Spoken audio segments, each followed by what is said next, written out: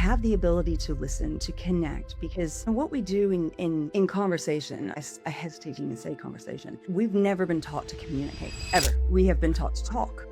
Never been, if you think about all of your schooling, all of your children's schooling, do they have classes in listening? Do they have classes in effective question asking?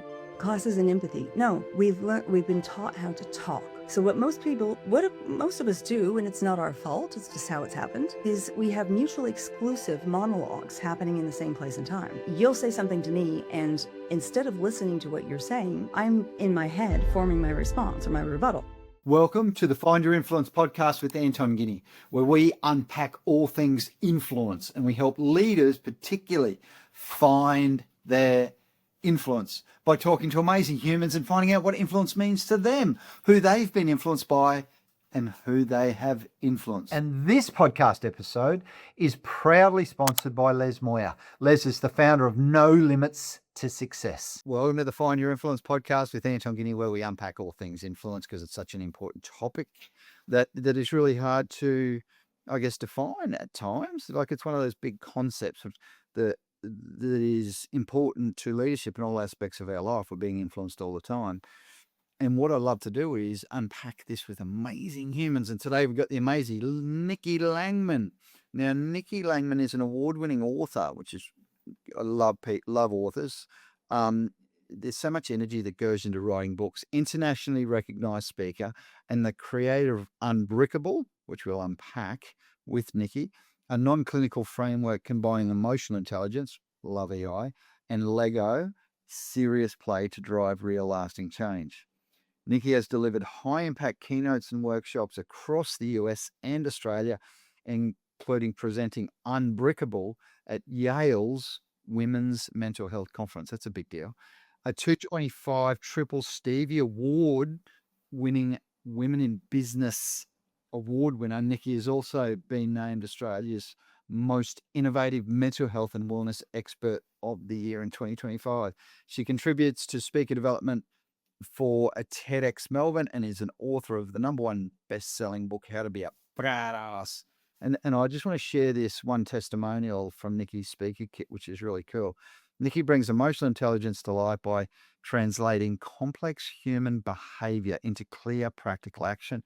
Her work empowers leaders to elevate performance while building trust, engagement, and genuine satisfaction within their teams. Welcome, Nikki Langman. What did I forget? Oh, wow. I don't know who you were talking about there. That sounds great. I want to meet this girl. I know. Well, I think I'm going to be lucky enough to right now, I think, and get to unpack what all that looks and feels like. Tell me about Unbreakable and Lego and fun play. What's that all about, Nikki? It is. So right now, Unbreakable is my flagship program. And I'll give you the quick and dirty context behind where it came about. So I have been an emotional intelligence master practitioner I've been teaching emotional intelligence for the past 25 years, mostly in the corporate space, and have elevated and studied my way to master status. I absolutely love what I call my favorite Rubik's Cube, and that is the human brain. Whereas many people get, there you go. That's my favorite Rubik's Cube. Many people say, give me a machine any day with a manual, but don't give me a human because I just don't know what to do with them. And I'm quite the opposite. I don't follow instructions or manuals or recipes. But when it comes to interpretation and observing and understanding, it is the place where I know that I am very highly skilled, but also so passionate about that I just absorb so much. So 25 years in corporate, doing mostly leadership development and emotional intelligence. I added Lego Serious Play to my toolkit back in 2019. It was a methodology that I was familiar with and wanted to bring in because it's not very well known. And, a lot of people, everyone knows Lego, but not a lot of people understand the science behind Lego or the power of metaphor. So in a way, like that testimonial or the quote that you read out, just a few minutes ago, one of my strengths is being able to take very complex topics, very complex ideas, and distill them down into, a metaphor that's easy to understand or a simple process, a 1, 2, 3 process. And that's allowed me to work with many different age groups, many different cohorts. Um, I'm very adaptable. I can work with senior leadership teams. I can work with, um, you know, uh, unions. I can work with children, because I just have that ability to take something that's fundamentally difficult and explain it in a way that makes sense to us. Wow. And that's a skill set. It Absolutely. it is a skill set, yeah, and it's one that I keep improving in various ways. I'm a lifelong learner and a big fan of Nice. self-study, so I'm always studying something. Um, Nice. And what are you studying at the moment? So you've done Master Prac in EI. What's the next sort of qual or the study that you're doing at the moment? Somatic leadership and restorative leadership. So I'll explain those quickly. So somatic, if you think about the alignment of our nervous system, where our parasympathetic and our sympathetic nervous system meet, that fight or flight or the calm and in control, where we often get very stressed, anxious, burned out. We get in trouble when we're not aligned internally, and that could be from a lack of self-care, so, putting in excess hours at work, not having priorities very clear in your mind about what is most important right now, and what can wait. So, we tend to, put a lot of pressure on ourselves, and society loves to give us unrealistic expectations. So, finding alignment in yourself and your leadership style or your, behavior style is really it's a game changer. Um, Restorative leadership is where we need to go next, because right now we are living in a global state of crisis, and we have been for the last 5 or 6 years. So we've been from one crisis that we never thought we would see in our lifetime to now we have a worldwide epidemic of mental health issues. We have unrest all over the globe. We have deep divides in communication, and loneliness has become something that we're identifying as a very serious problem. Remote isolation, and a lot of that loneliness has stemmed from, going having to isolate during COVID and never really returning to the previous state. Um, Not reconnecting. Yeah, we have children who don't know what, living without the internet is, um, who get their validation and, self-esteem from social media, which is just highly dangerous. Don't get me talking there. But we're in a crisis, and this actually feeds back into Unbreakable. So here's the segue. I I had a wonderful consultancy. No, wait, hold on. Before I go there, restorative leadership, where we what we need next from people is the ability to restore your teams, your broken, fragmented, burned out teams to reconnect with people, reconnect with new people, or even those that you kind of lost some touch with and some relationship with. But that is what I think the next leaders who will succeed will have deep emotional intelligence aptitudes, and they will know that what they need to do more than anything else is restore the humans that they lead to from their fragile current state to a state of functioning and productivity and passion. I love that. And so how might Unbreakable come into that? So what are some of the skills that a leader, so we do obviously similar work. We work with leaders at all levels. We do the psychological safety stuff now to really make sure that leaders have a really positive impact on their humans. What for you is a restorative leader? Maybe what do they do differently that they're not doing now? An ability to listen. is a very rare, um, very rare thing. Leaders who can, or anybody really, actually, to me, everyone is a leader. I'll just say that because if I use the word leader, I'm talking about everyone because practice self leadership first and then go from there. So you are a leader of yourself and then some, maybe. But leaders must be able eh, to have the ability to listen, to connect, because what we do in conversation, I hesitate to even say conversation. We've never been taught to communicate ever. We have been taught to talk, but we have never been. If you think about all of your schooling, all of your children's schooling, do they have classes in listening? Do they have classes in effective question um, asking? Um, Classes in empathy? No, we've been taught how to talk. So what most of us do, and it's not our fault, it's just how it's happened, is we have mutually exclusive monologues happening in the same place and time, where, you'll say something to me, and instead of listening to what you're saying, I'm in my head forming my response or my rebuttal. And it's the same thing too, I love this. I'm going to be a little bit stereotypical here, but you know, my husband comes home from work. I'm not in the greatest mood. I'm having a challenge with something. He's not listening to me describing the challenge because in his mind he's thinking, I have to fix this. I have to fix this. So I don't know how to fix this, but he's not hearing me and he's not actually present with me. It's the same thing in a workplace where without the ability to really lean in and clear my mind about what I'm going to say next and say, okay, I'm just going to listen to Anton and I'm going to try not to let my own thoughts interfere with hearing what he's actually saying.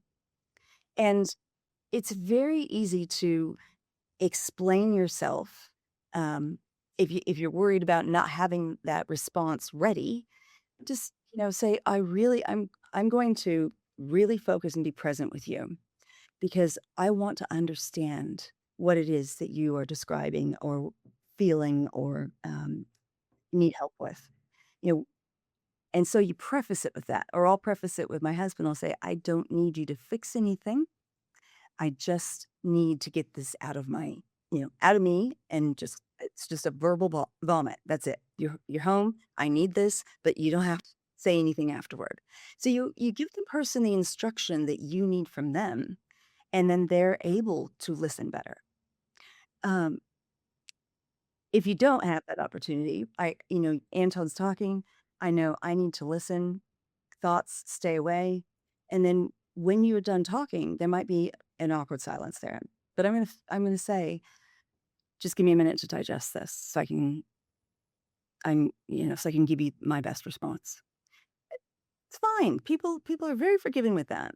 But when we have those mutually exclusive monologues, nobody's hearing each other. Nobody's understanding each other. Nobody's connecting. And so that restorative leadership, I think that's one of the first things that a leader must master. I think it's a Stephen Covey, listen to understand, not to respond. I think that was Yeah. one of the great laws, and I think one of the habits that's highly effective people. And I get it. I really understand where what you're saying about too many people. I guess have a predetermined view of the world and what you're going to say, and where, yeah, so it's so easy just to either agree or disagree heuristically, Mhm. and cognitively uh, biased to a degree, Mhm. and form a response even before you finish speaking. And I think that's really tough. It's a tough human trait to break, I guess, for a lot of leaders too, who are always fast paced. Give it to me in 3 bullet points and off they go. Whereas sometimes they've got to take the time to prioritize their humans and actually get to the bottom of something, not just get the 3 bullet point version. Right, right, right. And it is amazing what happens when people feel seen and heard. It's incredible. So leadership can be very, very simple. Um, you just have to be able to make that person the most important person in the world at that moment. And I do a lot of executive and high performance coaching, and I like to tell people, look at your feet, because where your feet are, that is your circle of influence. That is the only thing in the entire world that you have an impact or influence over, is where your feet are. And so if we're thinking about something else, or yeah, we have those cognitive biases, or we're inserting our own experience into our advice that we're giving, we're not with that person. To be with that person is, the real the real definition of empathy, which most people get wrong, is it's not about what I would do if I were in your situation. It's about me inserting myself into your body, seeing it through your eyes, and going, I need to understand how Anton has experienced this. Um, I love that. Is that the sort of the empathy piece of emotional intelligence, do you think, Nikki? Is that what you're sort of saying? Is that I've heard empathy spoken a lot about as perspective taking rather than having your own perception, stepping out and having another perspective. I think is that what you mean there? It's yeah, yes. And it's an easy thing to get empathy confused with compassion or sympathy. Uh, Yep. Yeah, I agree. Agree. mm.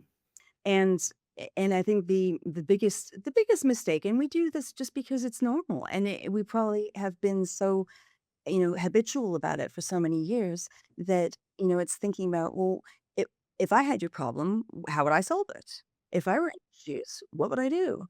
And so we start giving advice. Oh, well, you better go talk to him about it. And it's like, no, no, no, no. That's your own. That's your own storytelling from an experience you may have had that you're trying to relate to. And, empathy, I also think one of the most dangerous things that people can say when they're trying to be empathetic is, "I know how you feel." Oh, agreed. Don't ever say that, because you don't know how you That's right. feel. You just don't. Or I understand because most of the time we don't. No, right, exactly, and it can almost come across as an insult. "I understand." Do you really? Because you don't, but I'm trying to understand. I really want to understand. Tell me more so I can understand. Love that. Great, great stuff. Great stuff. Great conversation. So just take a step back and let's talk influence for a moment. Let's just talk about the topic or the definition of influence. Nikki, how would you define the the concept, let's say, of influence? Concept of influence is, um, I think it's the result of having a few key ingredients: credibility, likability, and a perception of trust. Credibility meaning you have you're qualified to be talking about this particular thing. So, in fact, I have just on my wall here, I have a quote, a definition of leadership that I just love. And it says, inspiring others to achieve, serving them so they can, and celebrating them when they do. And I just love that definition though.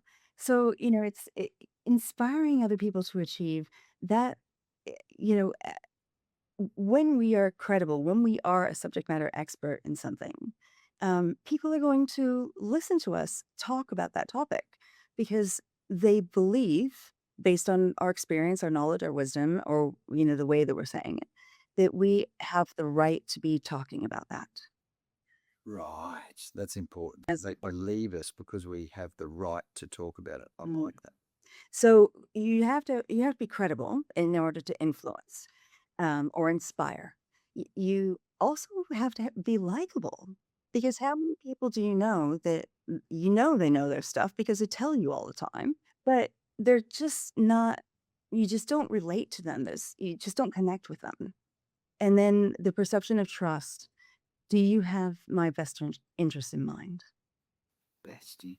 Never heard trust put like that. Do you have my best interests at heart? Mm.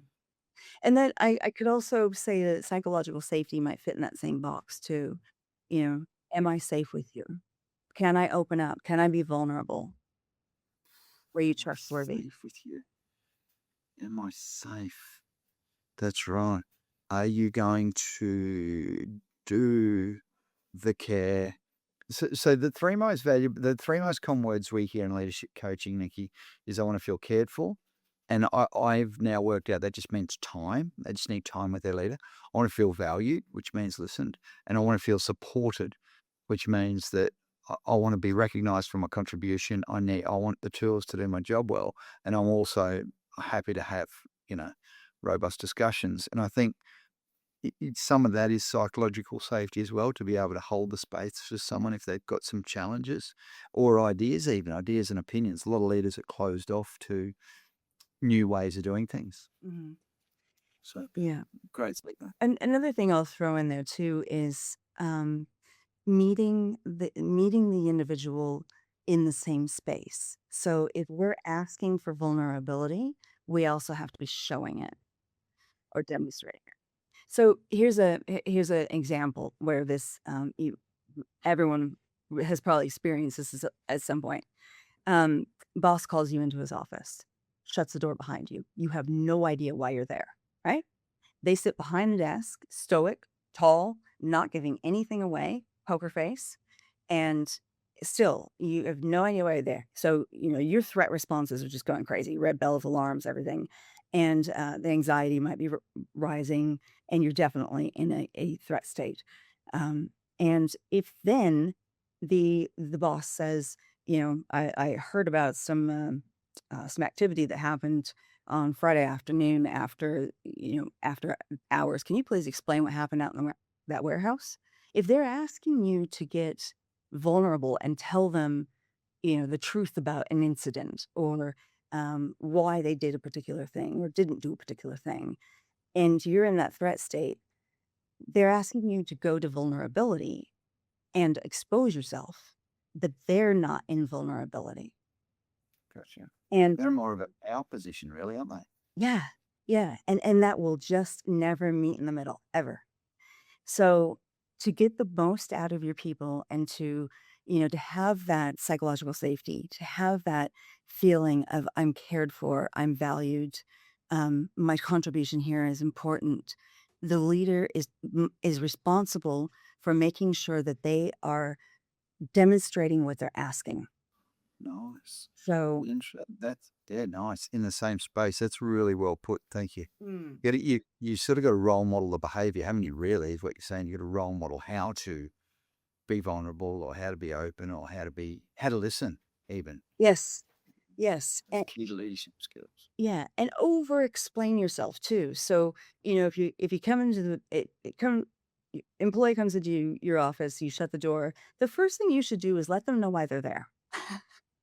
And ease their fears. So we get the elephant out in the room.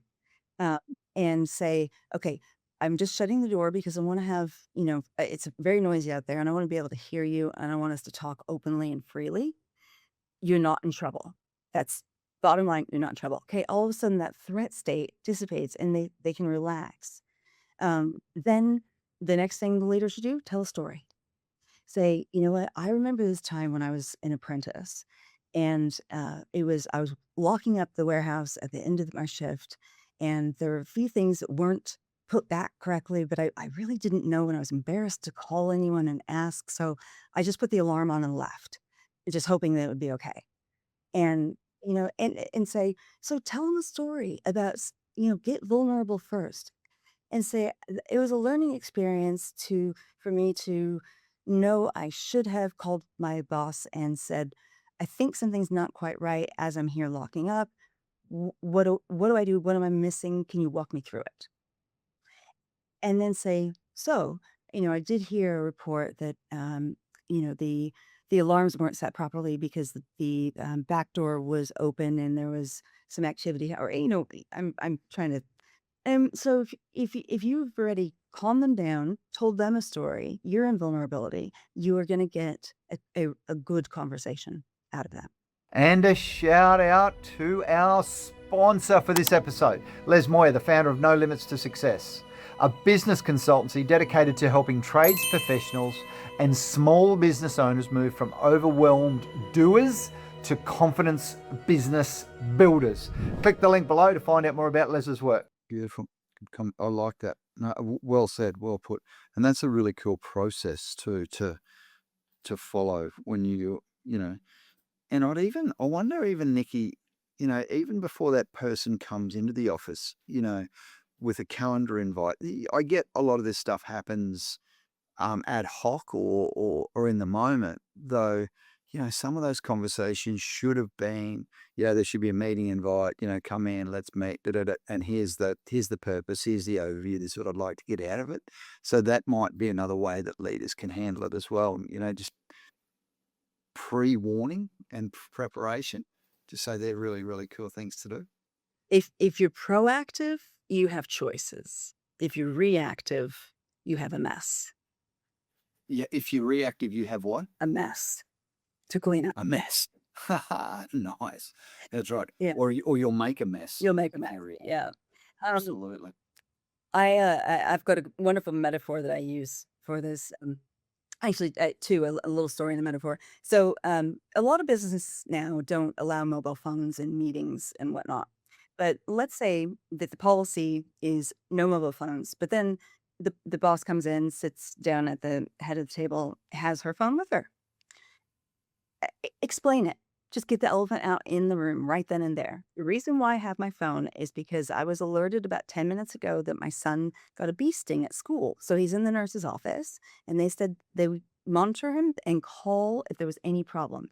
So what I'm going to do is I'm going to leave this here and I will only answer it. I'm going to turn it face down, but if it rings, I'm going to answer it. Everyone's fine. Everyone's fine. Nobody's worried about, so it's okay for you, but we can't do that. Very easy. Just be proactive about that.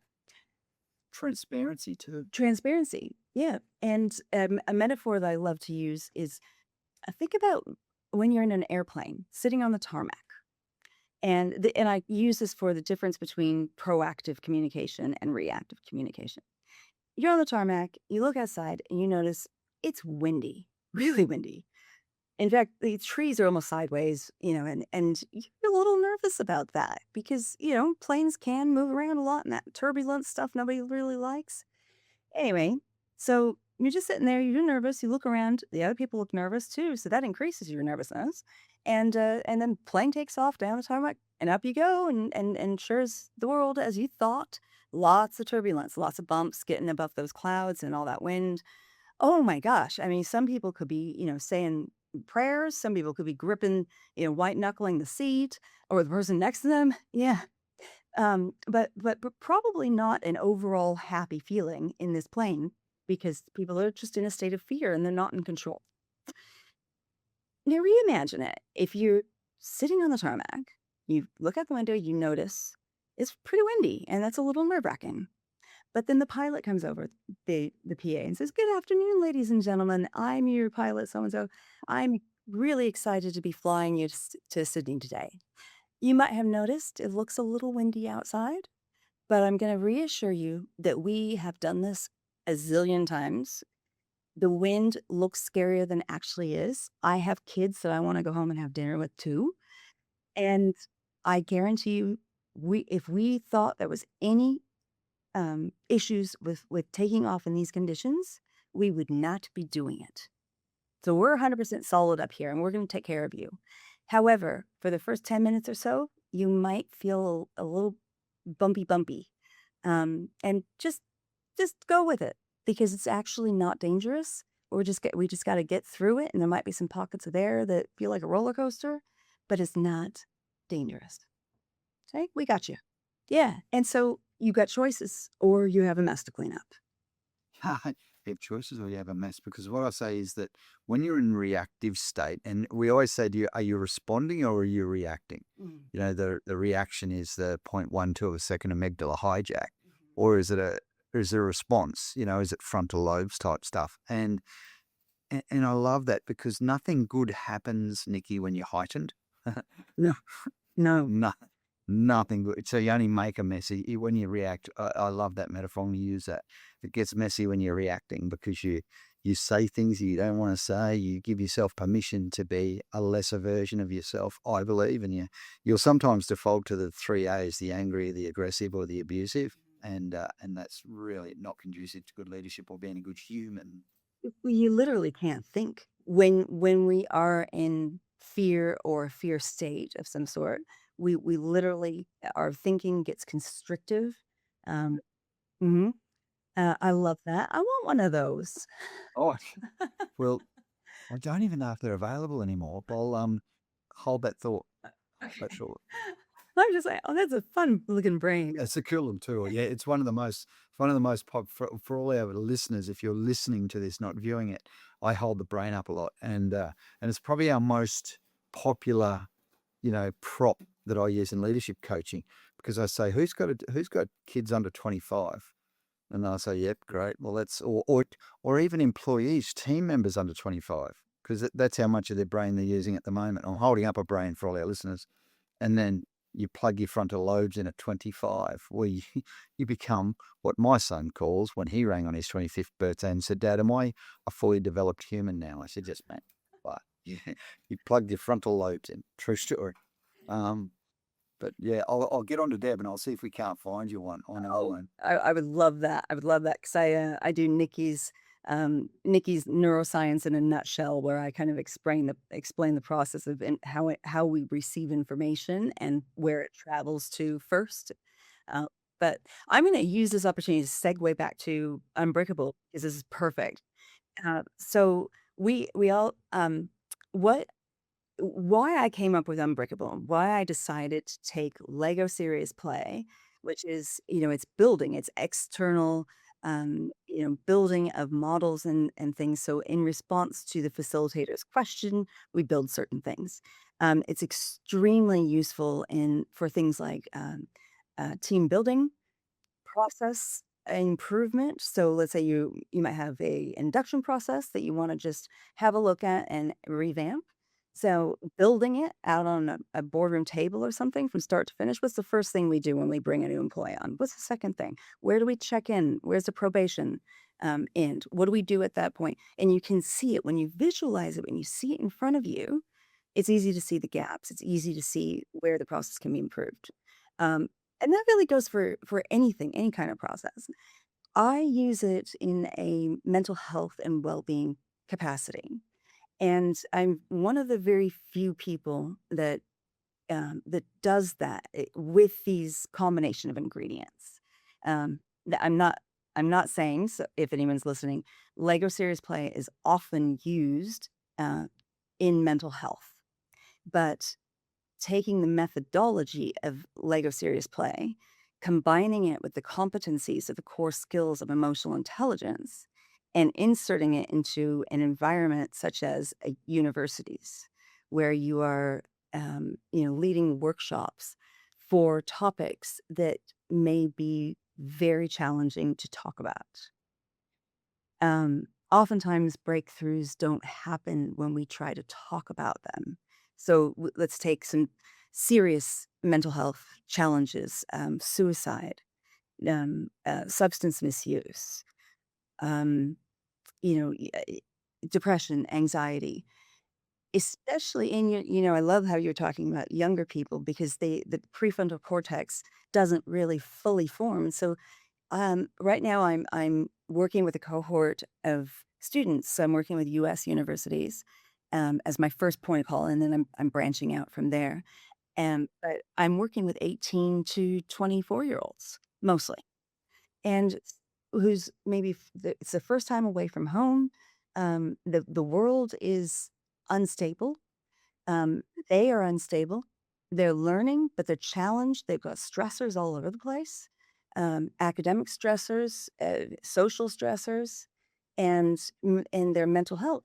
But they may never have been exposed to emotional literacy. In fact, I'd say the majority of people are not very well skilled at emotional literacy. I've come up with this way of being compatible with clinical services because clinical services are overwhelmed. Wait lists are too long for mental health care, and there's a lot of bias and stigma around it too. So even people who really could benefit from therapy or something, aren't doing it because of the stigma attached. So I'm now going into universities and with an upstream solution to a retention problem and saying, okay, we're losing a lot of students to attrition because they're dropping out of school. And why is that? Because they don't have the tools to thrive. They feel like they're barely surviving. And it's just not a safe place to be, or it's not, what they want to focus on. And so I run workshops where we build everything as a metaphor, and we use the bricks to externalize the pain. So if you have been through a traumatic experience and think, I'd never been able to talk about it, I wouldn't even know where to start because I can't articulate the things that I feel in a way that's going to make sense. Let's, build something that resembles a dinosaur. And all of a sudden, you don't have the trauma, you don't have the anger, you don't have the anxiety. The dinosaur does. And so we can sit there and have group discussions that are psychologically safe, that are, very non-threatening and very low risk of re-traumatizing someone so they can bring up an old issue. But, most people don't get re-traumatized with a dinosaur out of Lego. But we open up our creative centers of thinking, which are often ignored. And the more adult we get, the more sophisticated we get. It's like having a toolbox that you keep adding tools to your whole life. You know, you start with your pleases and thank yous. Those are your little hammers and things. And then over the years, you start adding more and more sophisticated tools. By the time you're in leadership, by the time you're, let's say, an adult who has a family, um, and you've forgotten those basic tools that are down there buried. Um, we start trying to apply sophistication to everything that we do. And that kind of goes back to my ability, my superpower of being able to distill complex things in a way that universally makes sense. But allowing people, creating a space, and I'm a recovering addict, so I have a history of alcoholism and prescription drug addiction, um, and a beautiful life. Yeah, oh, thanks. Yeah, I that's really something I to congratulate me for. No, but Oh no, it's off. What? That's a heck of a thing to get over. oh yeah. You know, I interviewed Rich Galgano. Oh, that. Sold his business for $500 million and didn't start it until he was able to break a gambling addiction, and talks openly about the I guess the impact that addiction has on your life in this book, and just the mindset that it takes to break an addiction. So no, I think that's a big deal. I think to go from where you are to where you were to where you are is really significant. So I think a lot of people would be able to learn something from your story, and I'm sure you tell that story. Well, this is my story, how to be a badass. Tell Right. how to be a badass navigating your road to self-mastery. And that is it's written in two parts. The first part is my story of overcoming adversity and how I did that. Because my drinking career started at age 7, and then through breaking my back in my college years, I got addicted to OxyContin, and and then a lot of other things after that. So Did you say 7-year-old? 7, yes, Wow, that's early. That is a young age. yeah. Maybe we, as our dog barks, sorry, we have some little helpers in the office. Maybe we schedule a part 2 in 12 months' time, maybe so that you can help some of our listeners and viewers deal with any addiction issues they might have, because I'm sure you've become somewhat conversant in sharing that story as well. And maybe we can unpack some of the stuff in your book in part 2. Thank you. I would love that. I'll cherish that opportunity. And listeners, you heard it. I'm just going to take it as a commitment. Uh, and is made. But yeah, I address um, I address adversity not it's not a book about addiction. It's a, it's a book about adversity, which I think is the tie that binds. 8 billion people on this planet, and all of us know adversity. All of us know hardship in a way. We don't know what it's going to look like, how long it's going to last, but the skills of being able to overcome it, build resilience, reframe and build the skills to not go back to that place is something that I think everyone can benefit from. So I wrote it in that way. And then the second half of the book, Badass, is actually a framework. And it's an acronym for bravery, authenticity, direction, action, self-love, and self-talk. So the principles that I use and teach every day to be the most powerful version of myself, brave and authentic, have purpose and direction, take action on it, and be nice to myself. And be nice to yourself. I Yes. love that. What a great way to finish. Be nice Yeah. to yourself. And I'm just say this last thing about Unbreakable.